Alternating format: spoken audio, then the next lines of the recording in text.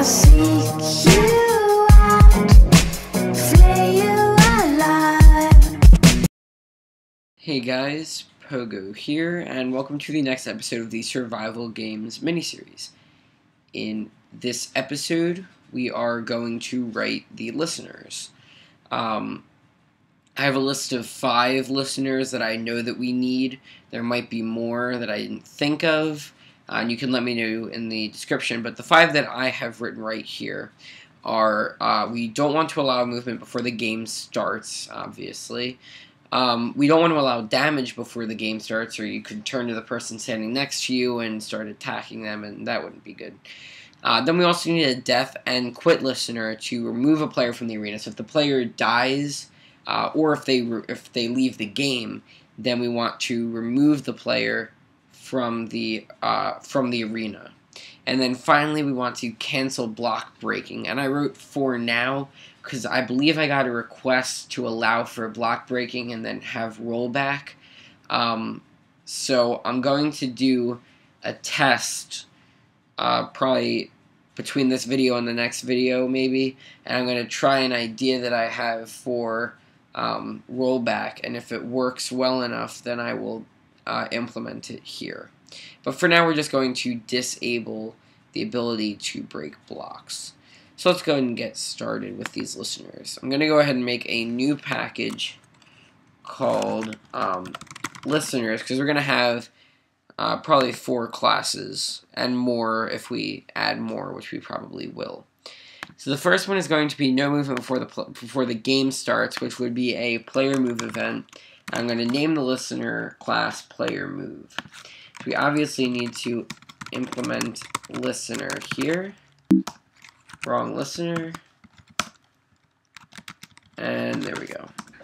So now we're going to write the event. So at event handler, public void on player move, and that would be a player move event E. And import everything. Okay.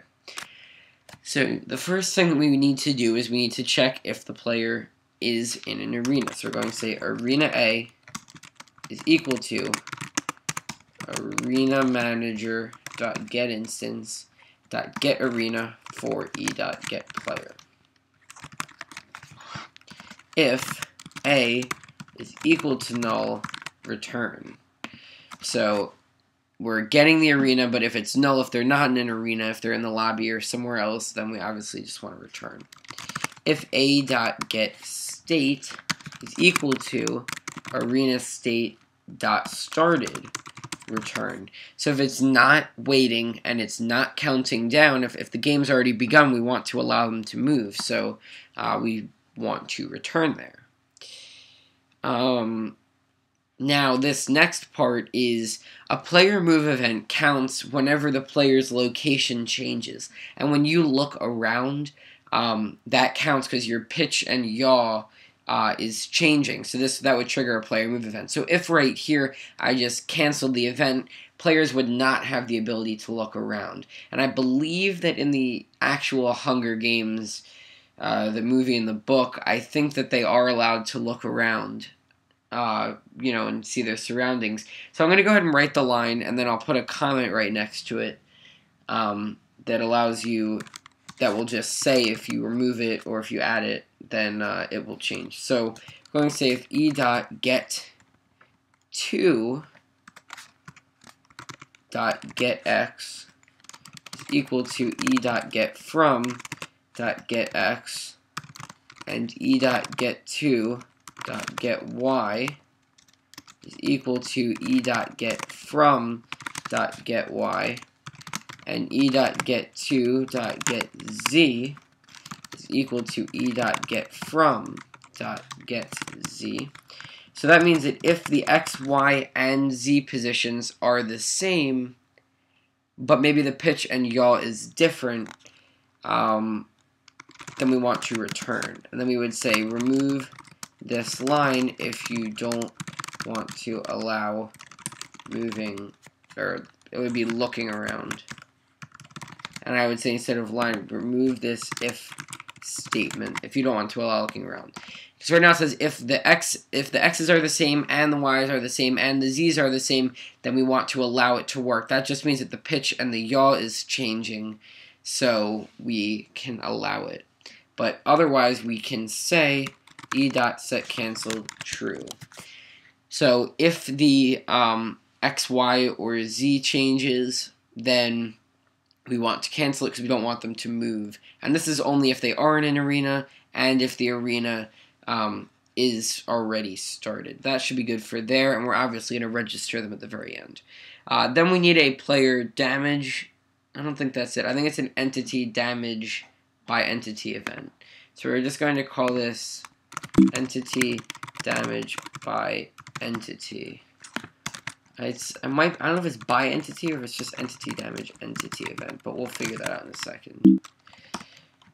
So now we're going to have our event handler public void on entity damage by entity.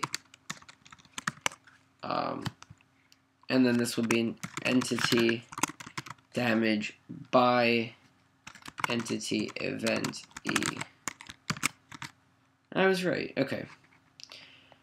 So now, what we need to do is, if you take a look inside of here, you'll notice that you can get entity and the damager, but neither of them are players. So we want to make sure. I guess it doesn't really matter if the. Let's just do an entity damage event, because we don't care. You would use an entity damage by entity event if you cared about who attacked who, but since we just want to cancel any kind of damage whatsoever until the game starts, we'll use an entity damage event. And then I guess I want to go ahead and rename this. So we're going to just call this entity damage. We're going to say on entity damage. Okay. So now what we need to do is we want to say if not e.getEntity instance of player return.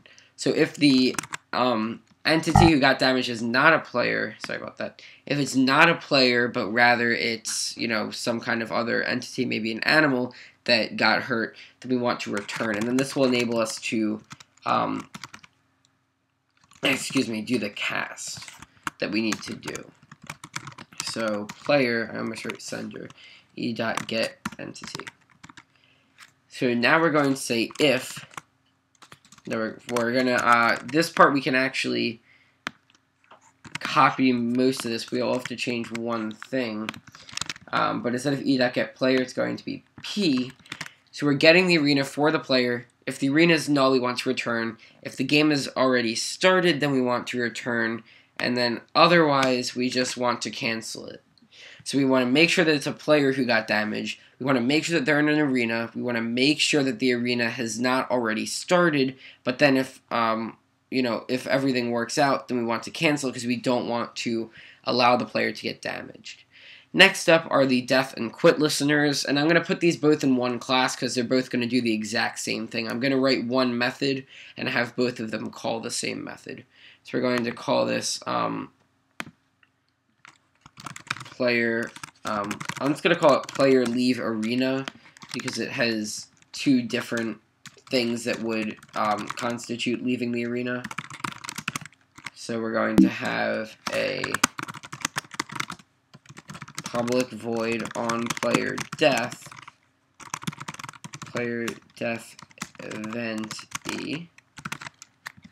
And then we want to also have public void on player quit, and this is a player quit event E. And then we're going to write a private void handle, which will take in a player P.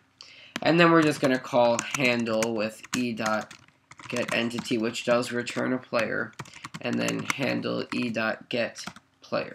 So we're just going to handle both of these the same way, because if the player dies or if the player quits, then we just want to remove them. So in both cases, we're going to copy this part right here.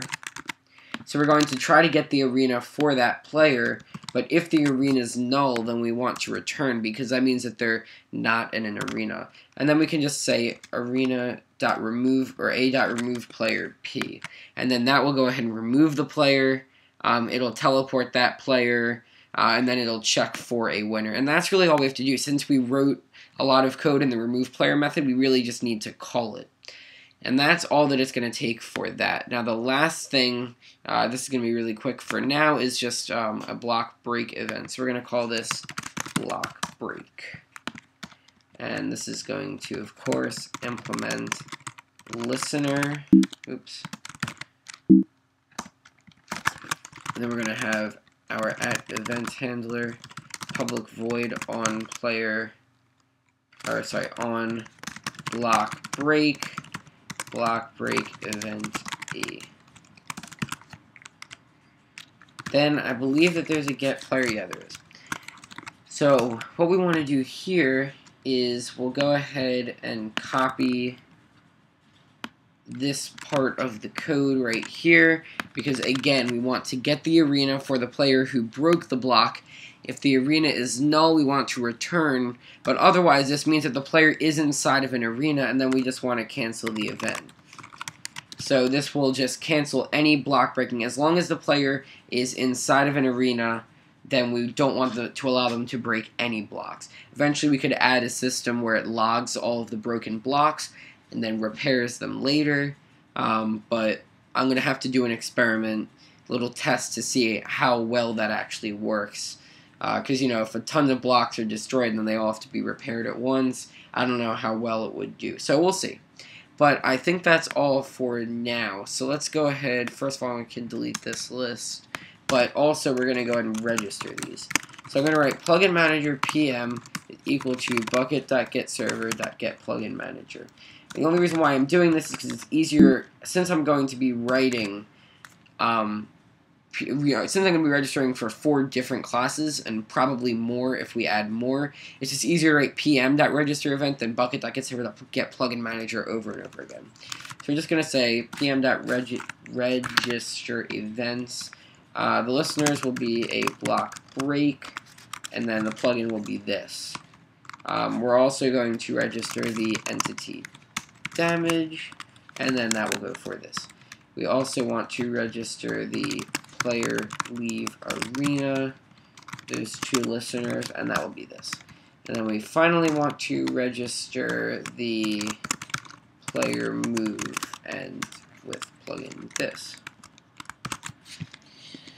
And that is going to do it for this episode. We wrote 4 listener classes to listen for some of the very important events that may occur and to handle them properly, you know, if the player is currently playing a game. So, you know, like canceling blocks from being broken, canceling damage and movement before the game starts, and properly handling when a player leaves an arena for any reason, whether they die or they quit the game.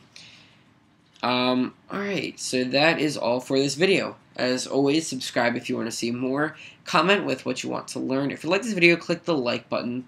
And I will see you guys soon with some more bucket coding videos and other videos as well soon. Bye for now.